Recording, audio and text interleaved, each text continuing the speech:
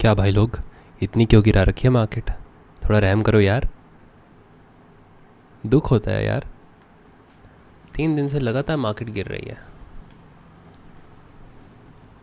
अब इसका क्या कर सकते हैं? जो सपोर्ट थी वो 1991 पे थी, उससे भी नीचे आ गई। और दूर दूर तक कोई सपोर्ट नहीं दिख रही। अब बस ये एक सपोर्ट बची है। ये है 19584 पे, मतलब 19600 पे मार्केट जाने वाली है। देखकर तो यही लग रहा है। देखो डाउ जोन्स और नीचे आ गया। और एक किस्म से ये एक फैमिलियर सा पैटर्न बना रहा है। देख के बड़ा दुख हो रहा है। अब क्या कर सकते हैं?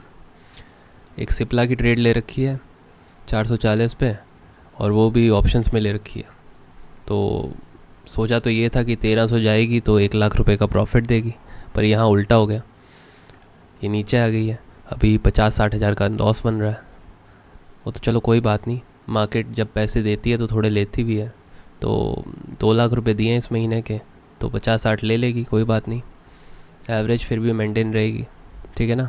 बाकी अगर इस वाली सपोर्ट से नीचे जाता है तो निकाल दूंगा, और शायद से इस महीने फिर कोई और ट्रेड ना करूं।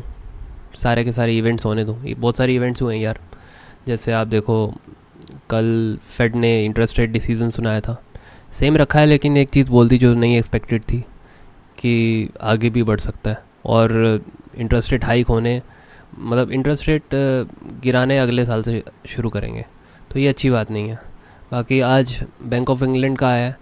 ये इतना इम्पोर्टेंट नहीं है, पर इन्होंने अपना इंटरेस्ट रेट सेम रखा है, बढ़ाया नहीं है। एक्सपेक्टेशन थी बढ़ाएंगे, नहीं बढ़ाया, चलो कोई बात नहीं। बाकी हमारे लिए ये इंपॉर्टेंट है, जॉबलेस क्लेम्स। जॉबलेस क्लेम्स क्या होते हैं कि जो लोग अनएम्प्लॉयड होते हैं वो बेरोज़गारी भत्ते के लिए अप्लाई करते हैं, तो वो कम आए। इसका मतलब है कि लोगों को नौकरियां मिली हैं, ठीक है। तो इससे यूएस डॉलर पॉजिटिव जाता है, ठीक है ना, ऊपर जाता है। तो अगर यूएस डॉलर बढ़ेगा तो इन्फ्लेशन बढ़ेगी। इन्फ्लेशन बढ़ेगी यूएस में, तो इंटरेस्ट रेट हाइक होने के चांसेस ज़्यादा होंगे। ज़्यादा होंगे तो मार्केट्स गिरेंगी, और वही हो रहा है। साथ में आप ये देखो कि एग्जिस्टिंग होम सेल्स जो हैं वो पिछली बार से गिरी हैं। मतलब घर कम ख़रीदे गए हैं, कम बिक्री हुई है, कम ख़रीदे गए हैं। मतलब लोगों के पास पैसे की थोड़ी सी कमी होने लगी, क्रंच होने लगा। तो एक्सपेक्टेड से कम आया है। तो ये एक मिक्स सिग्नल है, मतलब सारे के सारे मिला के ना मिक्स सिग्नल दे रही है मार्केट।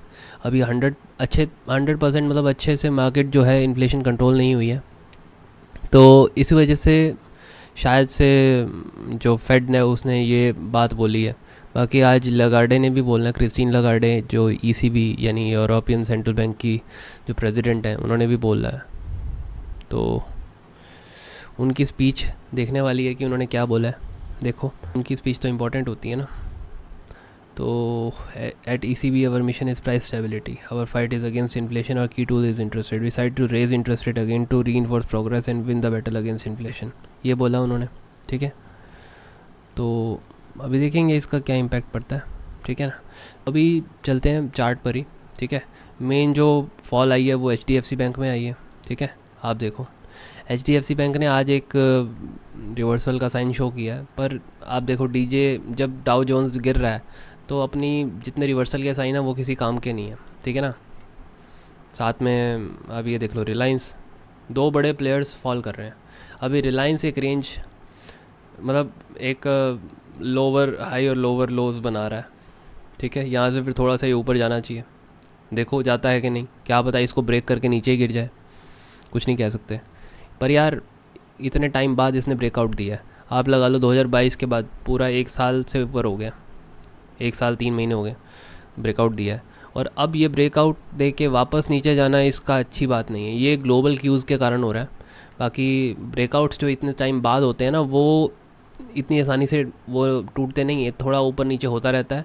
ये वापस आ जाएगा जो मुझे लगता है, ठीक है ना।